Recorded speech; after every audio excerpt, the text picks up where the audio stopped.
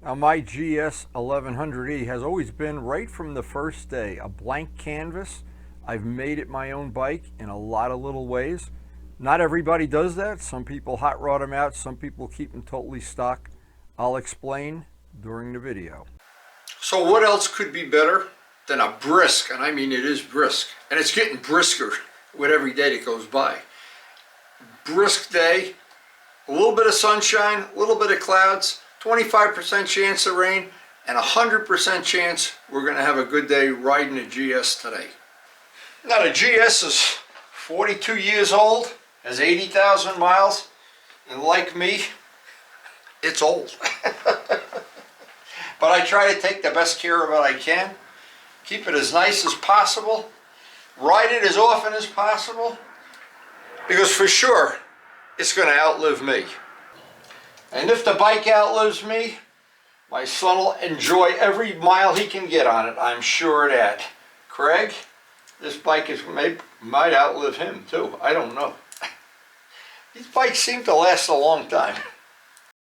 So we feed our little house finches every day, all year long of course, and they're always fun to hang around, but we have some exotic birds that come in here every once in a while. It's not common, but all of a sudden today I'm sitting doing dishes and looking out the window and look, Godzilla's out there. Anyway, we like the little birds a lot better, but we got all of a sudden, and we also have a woodpecker. He comes, but he doesn't eat anything. He just hangs out. I don't know, strange, very strange. But what I try to do before I head out on the open road, I always go out to the garden, pick Karen some nice fresh flowers, and it's time to get out on the open road.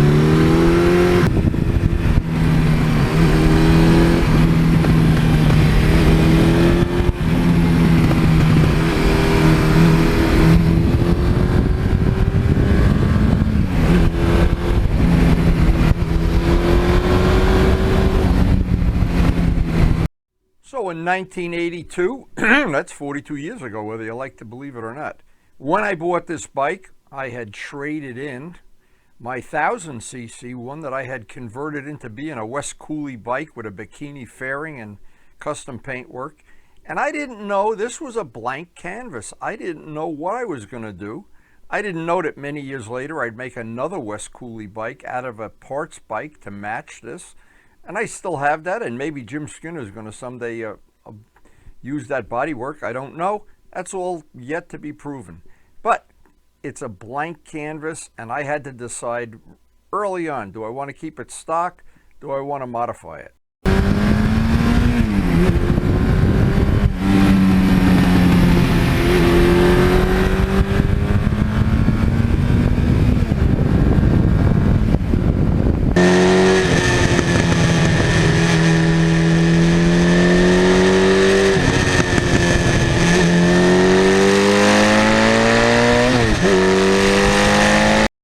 The first long trip I went to Lake George with a bunch of friends. The bike was so comfortable. It was just, at that point in time, I totally abandoned the idea of making it a cafe racer. I wanted to keep it relatively stock.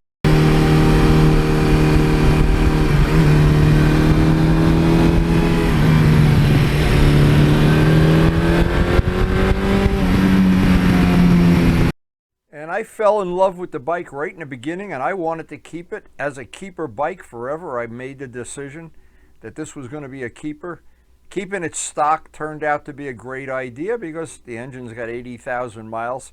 It still runs like a Rolex watch. Turns out to be a good decision to keep it stock.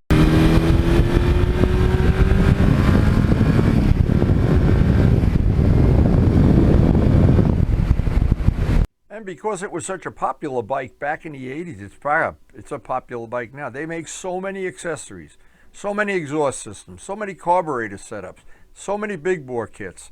It's really just a blank canvas.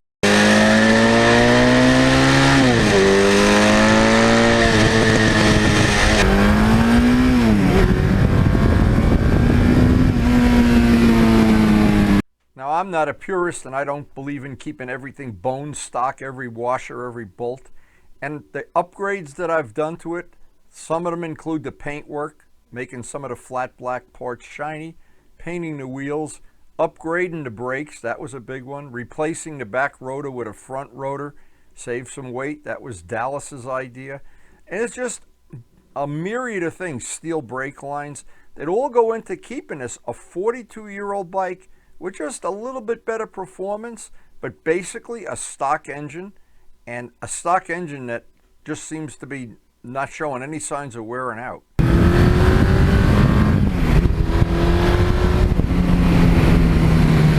And over the years, I've seen some with some really nice paintwork, some custom colors.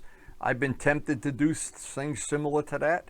I saw one with a turbo that I really liked, and I never really even got some pictures of it. But there's so many things you can do.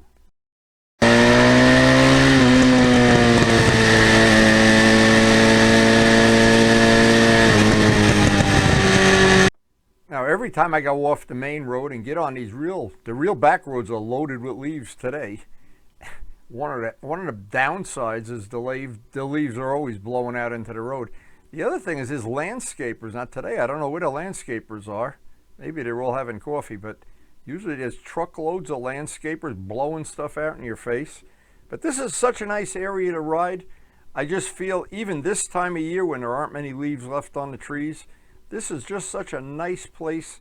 A lot of the roads, and Vlad made note of this last time we rode here, the roads are newly paved. In these wealthy communities, they repave the roads every couple of years, whether they need it or not.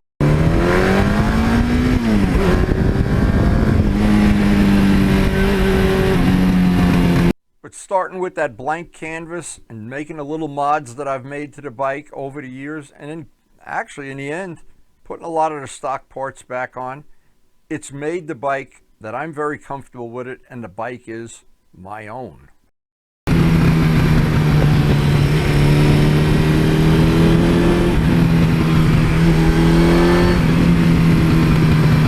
And having a parts bike, it always gives me the option of replacing some parts or doing an evil twin type of thing. But I really still like the bike pretty much the way it is.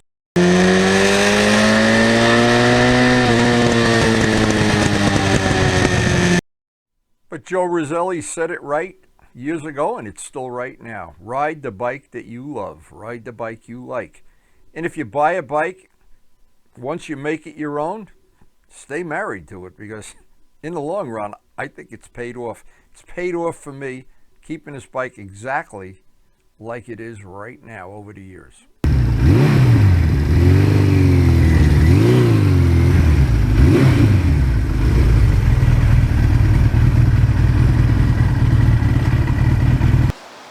I hope you got some nice hot coffee for me.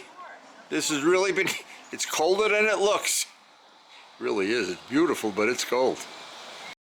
So now that I'm back, and I know Karen's going to have that coffee hot as can be, I think back to the summer. And I think back a lot of summers ago when this was the West Cooley paint job. And I don't know if we're going to use that again, or if Jim Skinner's going to use it, or what we're going to do with it. But it's still available, and having it just sitting in the garage, ready to go, just gives me one more option, one more thing to do to my blank canvas. And when I did this originally, I was trying to make a faux copy of a bike that never was. They never made these in '82. They made them earlier. And it was very difficult to get one. They were only selling them in England. And they had little bikini fairings on them, among other things. But the West Cooley replicas, the one I had that was a 1000cc bike, and I made one for Frank too, that was a whole different thing. But having this, that was one little extra piece of my blank canvas.